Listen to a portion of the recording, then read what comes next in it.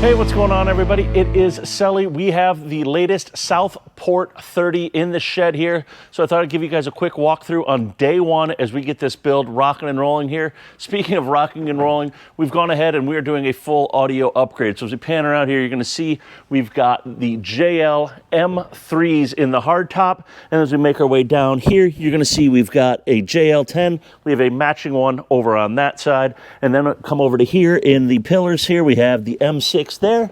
We have another M6 right there. We've got the M6 right there and another pair of M6s up there.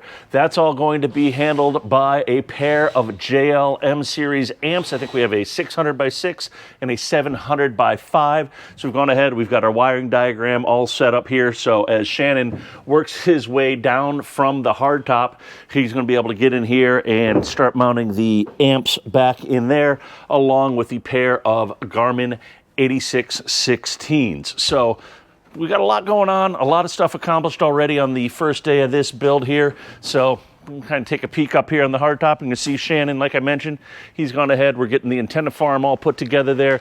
We've got our GPS antenna, we've got our Vesper GPS antenna, and then the Yamaha antenna, and we're going to be doing a pair of 8-foot digital VHF antennas. So we're getting those all mounted up and taken care of as well. So you guys want to see some more on this build? Be sure to give us a follow on our YouTube page and give us a like, follow, subscribe, share, YouTube, Instagram, Facebook, at Navtronics. You know the spiel. And we're going to let Shannon get back to work on this thing, and we'll be back tomorrow to see what else is going on. Peace.